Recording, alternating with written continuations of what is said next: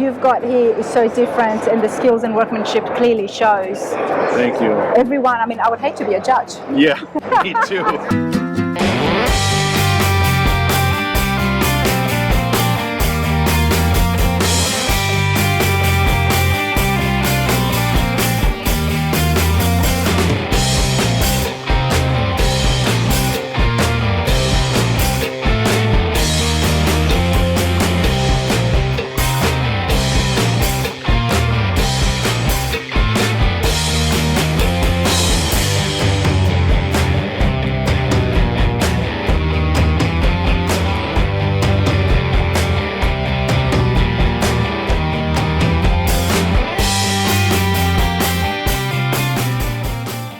Everybody, let's continue on with the grade 8s here at Detroit Autorama. Now, the Vanilla Gorilla. I've seen this a few times, and I've seen it on social media, of course, as well. Beautiful 67 ElDorado. There is a lot happening here, and I'm just loving the touches of wood grain that I've just noticed here on the interiors. But let's have a chat with Brandon and find out exactly what they've got, what they started off, and where they're from. Brandon, how's it going? Good.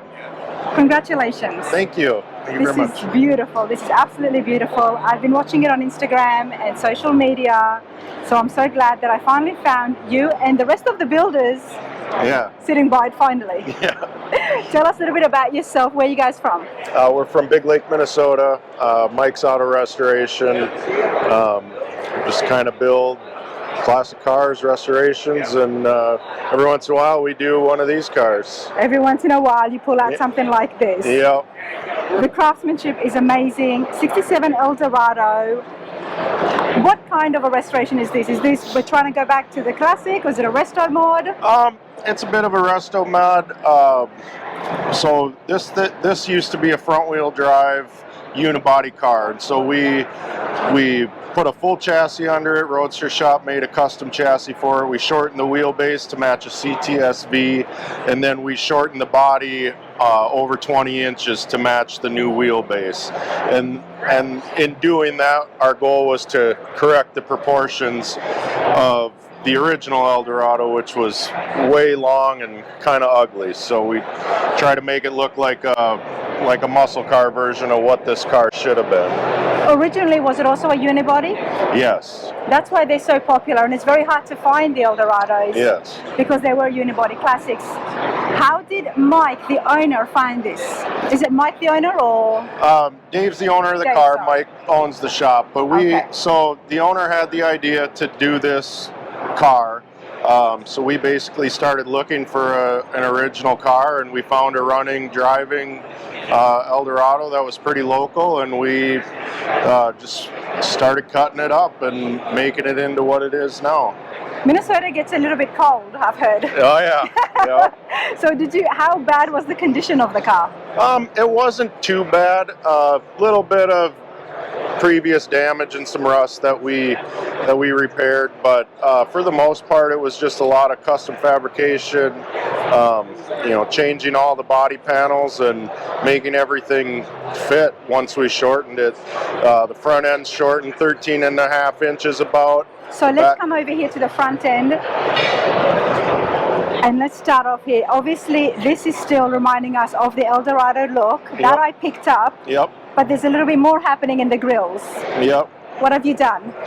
So we stuck with the original styling, just kind of cleaned everything up, tucked the bumpers, tightened them up, got rid of the big parking lights in the front, put the coves in the front of the fenders where the parking lights used to be, and then did the bumper to match. Just kind of cleaning it up and making it look more like a muscle car. Is that originally where the headlights... Yep, those are original headlight doors. They used to be vacuum operated, now they're electric. So they open and close when the lights come on. So you said you shortened it at the front end as well. Where exactly did you shorten it? So we shortened it in front of the front wheel and behind the front wheel in 2 different spots. So we took panels. Yep. So we took about 7 inches out here, another 6.5 out there, and then 13.5 inches through the hood. Wow. Definitely the hood is a lot more shorter, and Yep. that's why it looks so different, yet it still looks like an ElDorado, so I'm loving it. Yeah. Yeah, that was the goal, was to retain a lot of the factory look, so it looked like it was all original. Instead of covering everything up, we tried to retain all the original structure and look of the car. Wow. All right, let's move into the engine bay. A lot of work here, a lot of work. Originally, what was the power plant? I think it was like a 472 or 500 cubic inch Cadillac motor with the front wheel drive transmission, and so now we updated it to a supercharged LT4 crate motor, which is what would be in a new CTSV. So that was kind of the idea, was to blend a lot of the new CTSV styling into the old Cadillac, as well as the Cadillac's El Mirage prototype that they built. We kind of blended a lot of the interior stylings from that car into this car as well. I love the fact that the supercharger just sits so perfectly in this engine bay and complements the overall body shape. Yeah. I'm really loving that, and also you haven't hidden everything, which is nice to see. Right, yeah, that was kind of part of the idea of retaining that factory look, as far as, you know, making this something that GM would have produced. I'm guessing the hood hinges here look very custom. Yeah, they're modified originals. With shortening the car, we had to kind of change how they mounted, kind of change a little bit, but yeah, they're still the original 67 hinges. I thought they might have been custom because we've shortened the hood. Yeah, basically, yeah, the hood still mounts in the same location. Just had to change some of the structure and how they operate. Great panel here hiding the radiator, but at the same time it's got such a nice design to it. Yeah, and that's, yeah, kind of try to cover up and smooth out some of the engine compartment and put more of the focus on the engine. And beautiful matte finish on the engine bay. Now, before we move on, let's talk about these wheels. So we had those wheels, we custom ordered those wheels for the car. That copper color also continues through the suspension. There's some suspension components that use that same color. And then, yeah, just kind of put some original style Cadillac emblems on them, but made them look like they fit the car. So did Roadster Shop make you a custom chassis for this because of the bodywork involved? Yeah, so with shortening the wheelbase, we sent them the car, the original car. They did a 3D scan of the whole car, and then they took our new wheelbase dimensions and basically designed the chassis on the computer, and then figured out where we would need to shorten the body to match the new wheelbase. And then from there, we sent those to an artist and had some renderings done with the shortened body and the new proportions, and then we worked off of that. Roadster Shop does some amazing work, and I do hope to go and explore the facilities and show you guys as well. So I got to reach out to Jeremy and those guys and organize that shop tour. But this is beautiful, and I love this. Okay, and it's awesome to see them here amongst the Great 8, of course. Now let's talk about these doors for a minute. Is that pinstriping I'm seeing just below the body lines? Yep. So that was, yeah, we added that just to try to kind of keep that Cadillac styling. But it's very subtle. Yeah, that was the goal, was to not make it too to stand out too much. But Vanilla Gorilla, Brandon, talk to me. Where does that come from? That was just kind of a running joke around the shop when we were building it, when we decided on the paint color and stuff, and it just kind of stuck, so we went with it. It works. Yeah. Because it is big, it's powerful, yet it's not black or gray to be that aggressive. Right. It's a vanilla gorilla. I like it. I like it. Now I'm loving the interiors, but before the interiors, there's a lot of fabrication in the panels on the undercarriage. Yes. Let's take a look there.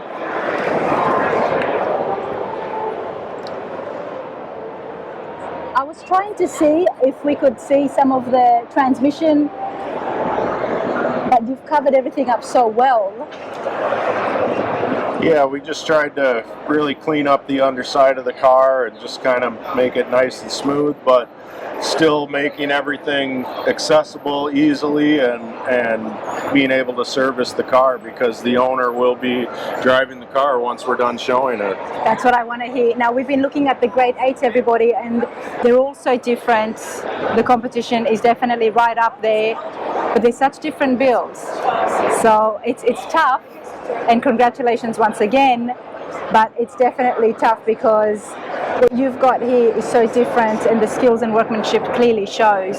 Thank you. Everyone, I mean, I would hate to be a judge. Yeah, me too. As I'm looking around and seeing these cars up close, everybody, I would hate to be a judge, but you know what? I love what I'm doing because I get to see this up close.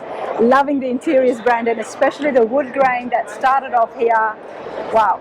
Yeah, and that was another thing. We took the styling of the wood grain from the El Mirage concept, and it just seems really fitting for a Cadillac.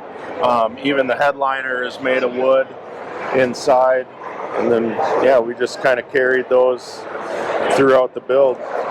You know, when I first filmed this, I did not realize that the headliner is actually wood. Now, this is my first wooden headliner that I have seen besides the woodies, and it's brilliant. It's absolutely brilliant, everybody. That courtesy light in the middle is just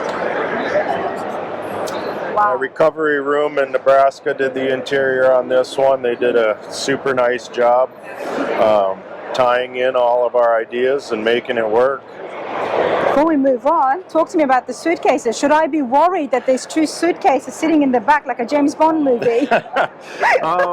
Yeah, so that was kind of an idea between the owner and the upholstery shop. We didn't really have room for a back seat in this car with doing the independent rear suspension chassis and big wheels and wheel tubs and stuff. The back seat would have been super small, and the owner said he probably wasn't going to be carrying anybody around anyway, so let's do something fun with that. And so yeah, we kind of got the luggage boxes, and that's continued on here as well. It's just wow. Recovery Room did the interiors? Yes. Okay.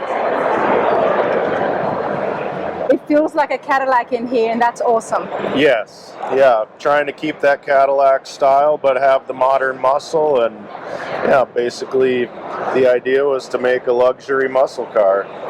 Wow.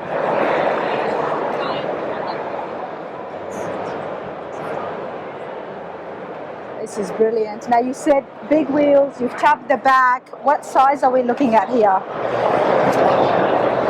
These wheels are 20-inch wheels in the back, 19s in the front, about 13 inches wide.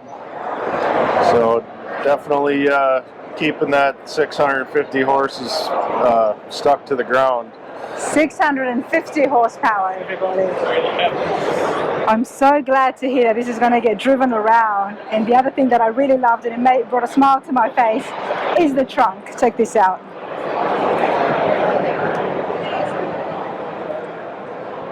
This is awesome. Just the different shades, and then the fact that the wood grain has been carried on here just to add to those texture elements is just brilliant. Wow. Brandon, how long did it take you and the shop to build?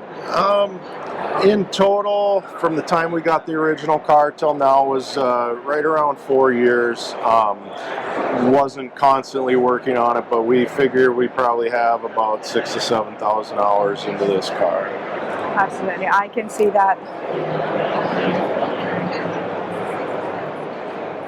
Mike's Restoration Shop. Yep. Okay.